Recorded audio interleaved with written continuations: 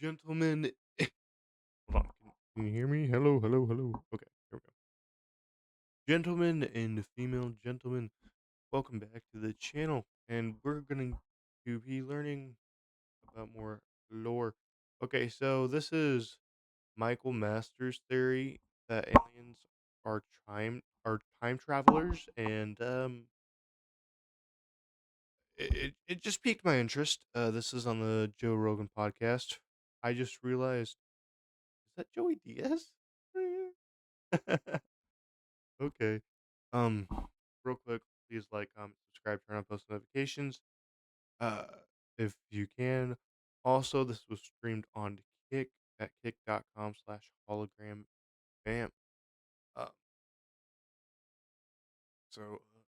yeah.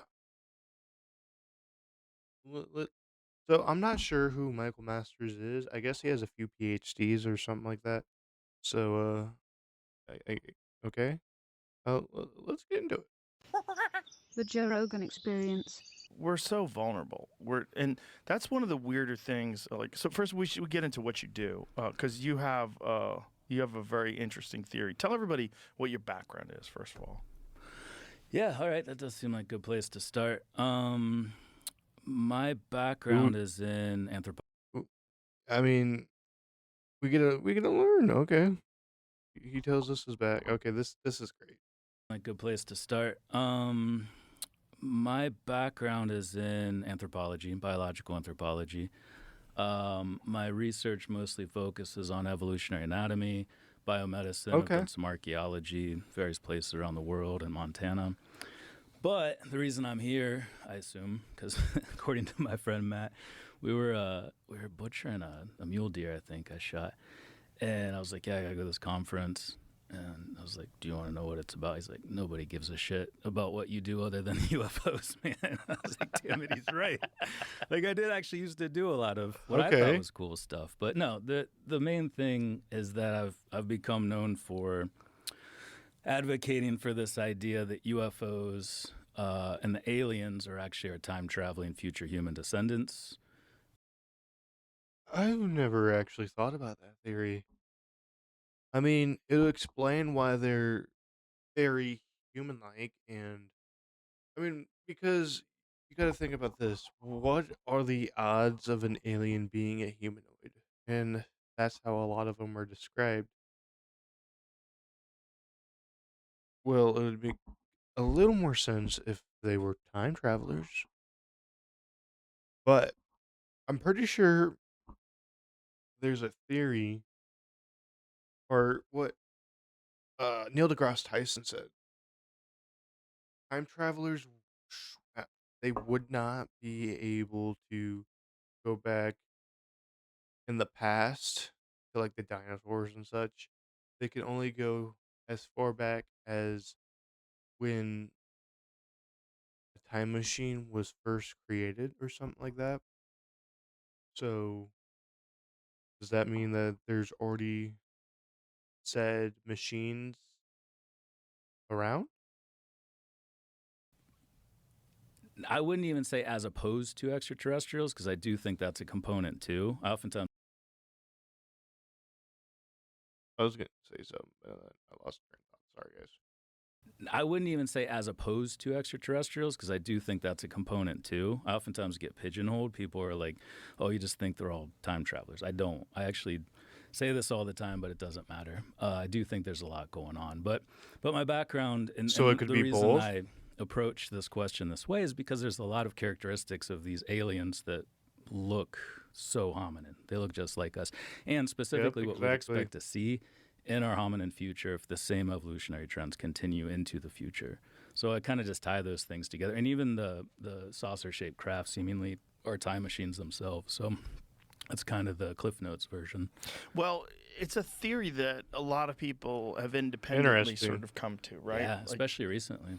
And the concept of, well, just if you just think about ancient man. I was watching this documentary on Neanderthals last night about this one intact Neanderthal skeleton that they found that was, it had sort of been he had died in a cave, and there's stalagmites. Is stalactites or mites? How do you say it? Tights are up, mites are down. So he was essentially mineralized. Mm-hmm. There was stuff all over the body, and it took a long time for them to break this body. I think I saw that. Was that on Netflix?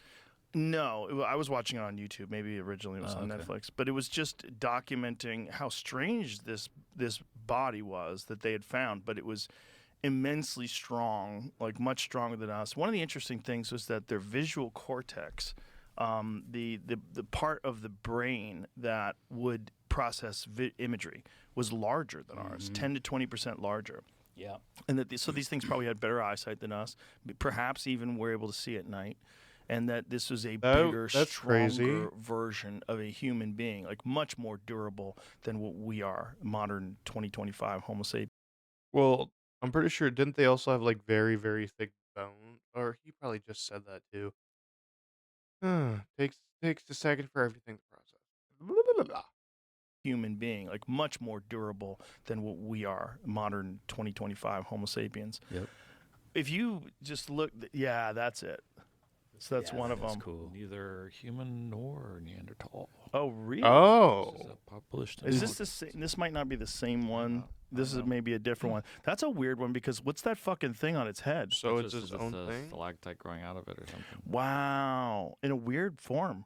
Weird. Yeah, it's like a unicorn. Yeah, like a crest. They do have a sagittal ridge. Yes. Homo erectus had one. There's an offshoot in our hominid lineage called the Paranthropus or robust Australopithecines, and they had a full-on like gorilla-style sagittal ridge. Yeah, because they were vegetarians, so they just chewed all day. Right, so they had massive muscles to chew. Yeah, their whole face is huge. Wow. Neanderthals, kind of, I mean, they were just big. It's just a robusticity thing, but there is evidence from Shanidar Cave in Iraq where they were using their teeth as tools. We think they were like tanning hides. They were holding the hide in their mouth and then like scraping all the nasty bits off. Oh. And you can see that in the tooth wear. So yeah, they were pretty badass. They were the first. I don't know. I think this is cool, but a lot of people think I'm a nerd too. They were the first to use the flake. Like for 2.8 million years, we just hit a piece of rock and like, oh, this is a cool tool. But then they figured out that if you hit the rock in just the right way, the piece that falls off makes an even better tool. It took us like 2.5. Yeah, this. Exactly. You make an arrowhead. And from that point on, like I got to work at a place called Chez Pinot Jonzac in southern France for a summer, and it was a Neanderthal site. And we found these. Actually, it's pretty funny because when we first got there, these tools called MTA hand axes, Mousterian of Schulian tradition hand axes, and there were only 8 found in all of Europe. And they said, if you guys find one of these, we'll buy you all the beer and all the cognac you can drink. So we're in the cognac region of France. And we found one like the 4th or 5th day. We went on to find 7 more over the course of that week. We doubled the number of these things in existence. Wow. That's insane. Dude. That's crazy. You must have had a crazy finder something. Damn. Dude, that's insane. Crazy. They were not lying. They bought us so many damn beers. Like archaeologists like to drink. You know, sure. we dig and it's boring as hell. You know, it's not Indiana Jones. We're not running around banging hot chicks and flying on planes. We're like, we got a spoon and we're doing this for 8 hours. So, I actually found the last one on the last day and it was by far the worst one. Like I had to argue that it should even count as one of these. But yeah, no, it was a cool site. So yeah, they were doing well, but we were doing better. We came in and replaced them. Well, something happened where we replaced them. Yeah. But the point is, as time goes on, humans today are probably the most feeble version of humans that have ever existed. Oh. Okay, so my question is, how did the Homo sapien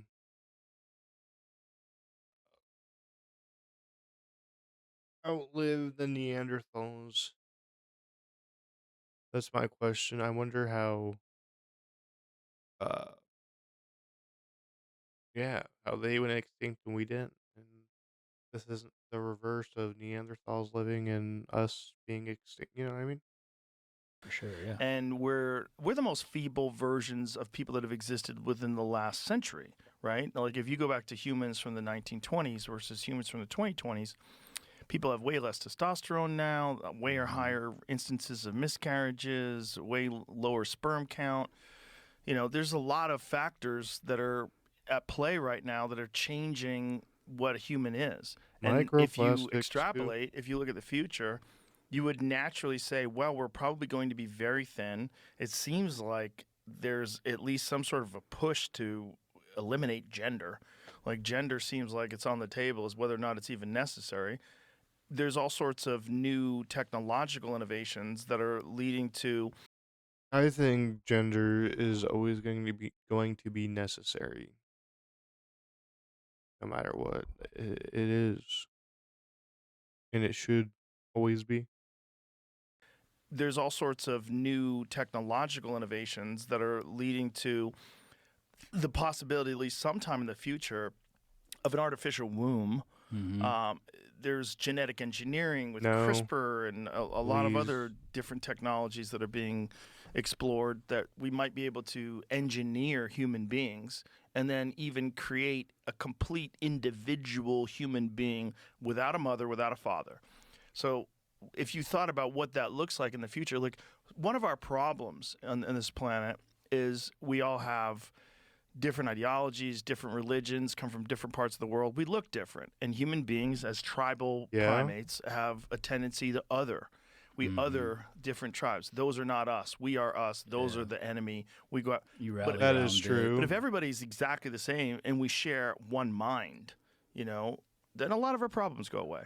Yeah. If we no longer have to compete for resources, we no longer have the desire to procreate and to acquire land and to be, to have. But think about, though, how meaningless life would be if this future he is describing was to play out. Because it can be manipulated to where it's going to be to it's going to be manipulated to where one ideology is everybody, you know what I mean? So there'd be no personality between people. No no difference. Everyone's going to be in a way manufactured, you know what I mean? Artificial. So I'm sure for like people that can't have kids, maybe that's a good route and stuff like that. So that might be an option. But you know, I think if you could have kids, you should be doing it naturally and not artificially when it comes once we get that advanced is what I'm trying to get at.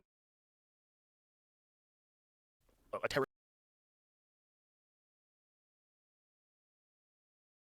land and to be, to have a territory. We eliminate a lot of our issues, and that's what these things look like. When you look at the archetypal, these iconic sort of shapes that have been on cave walls all the way up to Close Encounters of the Third Kind. One thing they share is that they have no muscle, they have large heads, they have big Mm-hmm. eyes. Yeah. And they're And- childlike. They're Yeah. very paedomorphic, as we say. Yeah, you just So, and my whole thing is how in the fuck do a lot of these cultures and stuff like that be things that are even miles, 100,000, even on different continents, the drawings and stuff like that are a lot of the same. Even dragons, think about that. How is there some sort of dragon in every single culture? eyes. and they're And- childlike. They're Yeah. very paedomorphic, as we say. Yeah, you just tied together like a lot of really important points related to this theory. Aspects of why they're always interested in our gametes, why they come back and put that little machine on a man to collect semen, why they're constantly taking eggs from females and planting fetuses, pulling them back out later. Like they're clearly focused on reproduction, gamete extraction, and one of the things that might be fueling that in the future, if these are future humans, let's just assume for a second, hypothetically, is that they might be having problems directly resulting from these trends towards self-domestication. That is a crazy theory, and actually, it makes sense, dude. It somehow makes sense. That's crazy. But it's crazy how much it makes sense, and it's also scary to think that we need to come up with time traveling in order to save the future of our species. What? Problems directly resulting from these trends toward self-domestication, these trends toward feminization, these trends toward reduced sperm counts, which is 60% across most populations of the world, in the industrialized world, 50% across the entire world. Damn. Problems with reproduction, in vitro fertilization, exogenesis chambers might help solve some of those problems, growing the fetus outside of the body. So yeah, and like you said, what do they look like? They look like kind of a hybrid between males and females to some extent, but there's still an essence of gender. Like if you talk to Whitley Strieber, he's with this bean. He says in Communion that I had a sense that she was a woman. I don't know why, but I kind of sensed that. So it's Okay. almost like the essence of the individual, the soul of the individual, still retains that sort of gender identity, even though our bodies are becoming more childlike, more gender indiscriminate. I don't know, but Gender yet another one of neutral. those ways in which Okay. we might sort of grow together as a species. Now, when you That say is scary to they think about. are extracting sperm, like how many of these stories do you take seriously?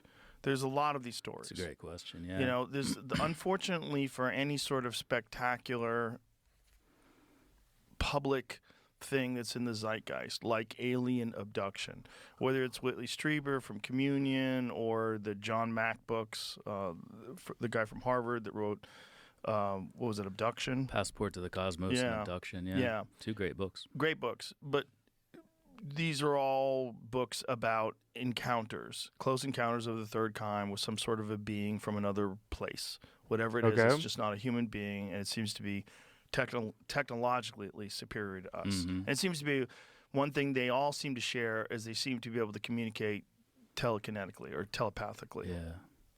Yeah, and I mean they aren't human, but they are very human too. So for instance, like that's one of the main reasons I started exploring this. I was actually kind of It is crazy how much this all just makes sense once you sit back and think about it. I can't believe it. So for instance, like that's one of the main reasons I started exploring this. I was actually kind of put into this when I was 8 or 9 years old, sort of activated in a way and put on this path by a weird thing that happened to me when I was What a happened kid. to you? Well, so I talk about it in my first 2 books, Identified Flying Objects and the Extraterrestrial Model, where I learned about a close encounter that my dad had. He was a veterinarian in Northeast Ohio where I grew up. And he was out one night on a call with another guy. So there's 2 people. As far as Jalen Hynek's reliability scale has more reliability because there's multiple witnesses. It's also strange on his scale because they crested the hill. There's a bright light. This is an Amish country. There's no lights in Amish country. Okay. And all of a sudden, this bright light darts toward them, hovers just above their truck, darts back to where it was, and straight up into space, like at incredible speed. So this happened before I was born, but I overheard him telling this story to some friends one night. He got Whitley Strieber's book Communion, as most people did in the 1980s, and as they should, because it's a great book. And I walked into the living room. The book is sitting on the shelf facing out. And I remember, like it was yesterday, I sort of stopped, and there was like this light, like a white light. And then I saw this image in my mind of like an early hominin, chimpanzee-like creature, a modern human, and then that archetypal gray alien from the cover with this information. What if they're related? What if they are us from the future? And obviously, I mean, that's why I became a biological anthropologist. People are always like, So you saw this? That's yeah, crazy. it This was like thing. a flash, like a light. And it's weird looking back on it because I know a lot more about these experiences. I've talked to people that have had these types of experiences. What was the setting? It was our living room. So it was like you come in the front door and just to the left there's this living room, built-in bookshelf, Whitley's books right there. I just turned the corner, saw it, and then like whoosh, just kind of it just came. Like I didn't know shit about evolutionary biology. When I you didn't say know you about saw it, UFOs. like you saw it how? In my mind, just this white light, Just an image. and that image of the three faces, and then the question, could they be us from the future? And a lot of people are like, how'd you get into UFOs? Like, you're a biological anthropologist. It's the opposite. I got into biological anthropology to research this question of whether they could be us from the future. Okay. Huh. So this you felt like at that moment it wasn't just like a weird thought or a dream. It felt like a message. Like, what did it feel like? Yeah. Yeah. It was a tasking. I think Rupert Okay. Sheldrake said it that people don't have ideas. Ideas have people. I think that was like hey, go do this thing. And I did. That's why we're here now, talking about it. And obviously, you got to be careful about like selection bias and confirmation bias. Like I didn't go into this. I didn't go into grad school. I also didn't tell anybody in grad school I was there because they would have kicked me out. But I went into it with an open mind, but I was there to study these things because of that event when I was 8 years old. Okay. Wow. That's Yeah, it's interesting. It is a problem, the confirmation bias. It is a problem with wanting it to be real. And I struggle with that because I desperately want it to be real. So I think everybody suffers from confirmation bias in one way or another. I don't care. I know I suffer from it too a lot. It to be real. And I struggle with that because I desperately want it to be real. And so every time I talk to someone, I've talked to a bunch of people that are, air quote, whistleblowers. And some of them, I think, for sure, have been sent in here to distribute disinformation. Yeah, no doubt. For sure, because it's a great place to do it. Yeah. I'll listen to you. Yeah. I'll entertain almost anything. Which is great. We need that. Yeah. But yeah, I mean, obviously there's people that are going to take advantage of it. But I think it's also important for me to say I'm not convinced. I don't know how much of this is horseshit, but it's not zero. Yeah. Okay, so my whole thing is though, I think there has to be some sort of aliens somewhere, at least. So I think some of them could be aliens, but yeah, it could also just be time traveling humans.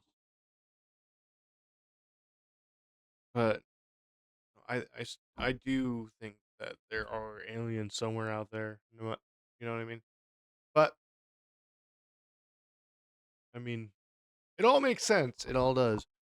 Hope you guys enjoyed this video. Like, subscribe, turn on post notifications, and again, this was streamed on Kick at kick.com/hologrambam. Uh, we're learning lore, real life lore, fiction lore, whatever lore you guys want me to react to. See you in the next one. Peace.